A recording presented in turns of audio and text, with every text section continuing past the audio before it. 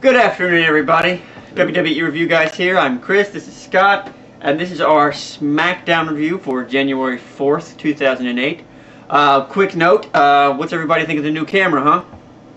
I like it. Nice, right? Alright, you can actually see us now. And when I move, it's not a blur. Yeah. See, that's what I was afraid they weren't seeing the time. beauty of Scott. Yeah. Or they were just seeing a blur. Yeah, they're not worried about that. Oh. But back on to Smackdown. This was a special edition of Smackdown. This was a Beat the Clock challenge. It's been about a year since we've seen the last Beat the Clock challenge. That was for Royal Rumble. Prior to last year's Royal Rumble, correct?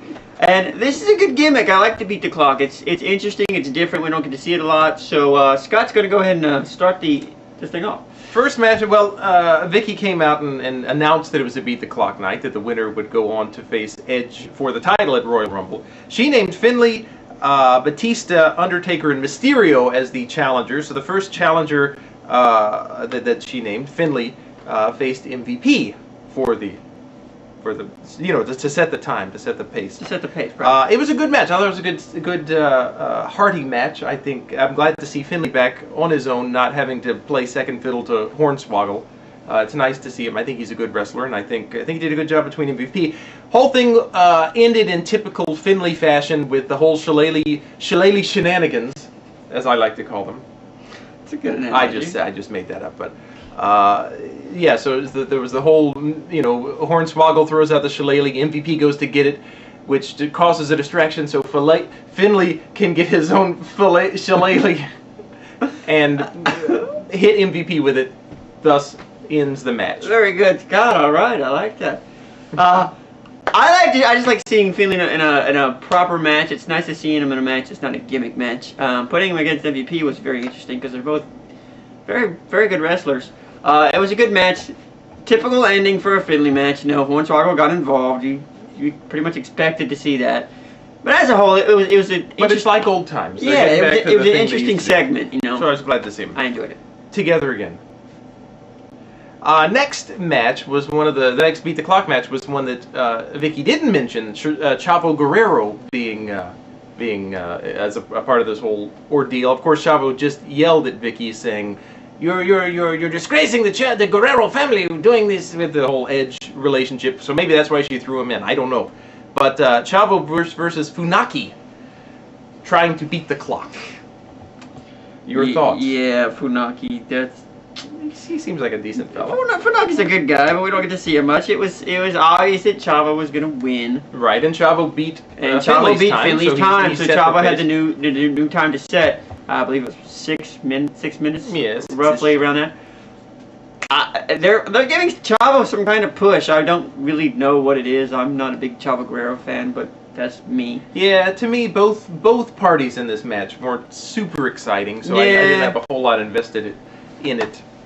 But yeah, Chavo won, set the time there. Mm-hmm. The next Beat the Clock match, Batista versus originally one of the Major Brothers, whose name I've already forgotten, former Major Brothers. Then he finds out that he's got to fight both Major Brothers. It's now a handicap match.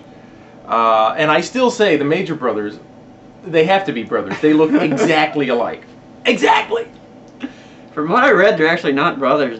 They look just alike. They look exactly alike. I don't know what it was. This was typical. You knew they were going to find some way to screw Batista. I personally like that. I am getting tired of seeing Batista in the World Championship matches all the time. So I was glad to see him not win it. The whole handicap idea was cool. I like the Major Brothers. I don't know a whole lot about them because I haven't seen them that much, but what I've seen lately, I've enjoyed. So I like this segment. And I thought it was a good match with Batista kind of getting a final push. I mean, it really had me biting my nail. I had a pretty good feeling he wasn't going to win, but at the last, 30 seconds, you thought maybe he's going to pull it off, maybe, but it didn't work out because he was being screwed by having to fight two guys. But it was a good match. Good to see. I like Batista. Good to see him back again. Next Beat the Clock match, Undertaker versus Mark Henry, with special guest referee Ken Stryker. Matt Stryker. Matt Stryker. And I was about to say how much I like Matt Stryker. Yeah, but you can't remember his name. That's how much you like him. But I can't remember the Major Brothers' names, and I think they look exactly alike. Not that that's comparable. Yeah. Undertaker versus Mark Henry, not necessarily a new. This wasn't new. We've seen this a lot. The ending of this match sucked. I mean, if they were going to screw the Undertaker, they could have come up with a better way to do it. It was just awkward. Just having him count 1, 2, and then not come down with a 3 was just odd. Usually when they're screwing somebody, they come up with much better ways to do it, so it's a little bit more believable. This was just dumb.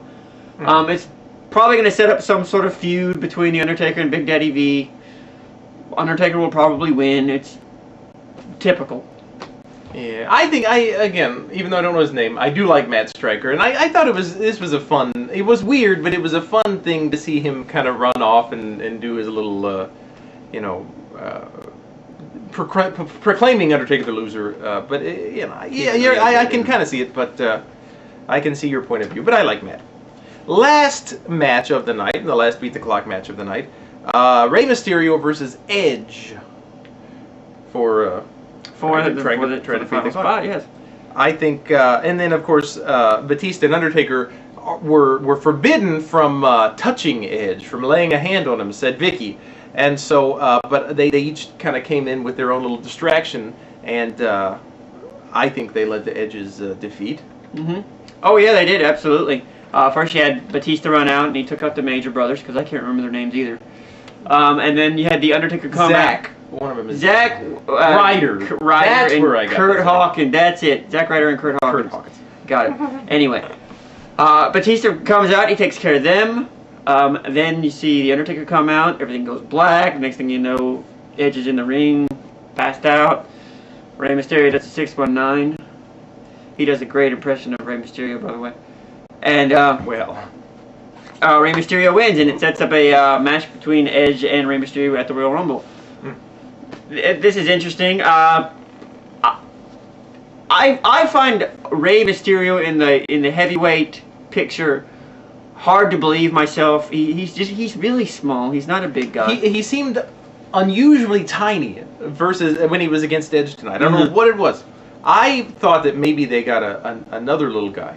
No, it was him. He told me it wasn't him, but I think maybe they got a small person, a child maybe.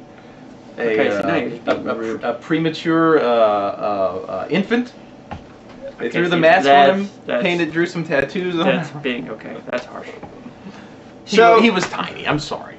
But the outcome was cool. I liked seeing Rey win. So, like I said, it's going to set up a rivalry between Edge and Rey Mysterio at the Royal Rumble, which will be interesting. Edge will win, but it's a cool little gimmick. Matches that we didn't mention: Chuck Palumbo and Michelle McCool versus Kenny Dykstra and Victoria. Michelle pins Victoria. No, Victoria pins Michelle, which really ticks Chuck off. So Chuck rides off alone, leaving her alone. Chuck's gonna turn into a heel. Yeah, so furthering that. Jimmy Wang Yang and Shannon Moore versus Deuce and Domino. Takes me a minute to say their names because I don't usually call them that. I call them something a little bit more vulgar, but yeah. Jimmy Wang Yang and Shannon Moore won, so they're going to get the title shot on ECW next week, which should be pretty interesting. And then the other notable moment was MVP announcing that he is going to try and end Flair's career, I assume, next week on SmackDown. That sounds interesting. That sounds like that could be pretty good. I've been impressed with MVP the last few matches he's been in. I've been very very pleased with him, with both him and his opponents. So there you have it, folks. That is our SmackDown review for January 4th, 2008. Check back with us early next week where we bring everyone our Raw review. Right. So that's it, everybody. Have a good night. Peace.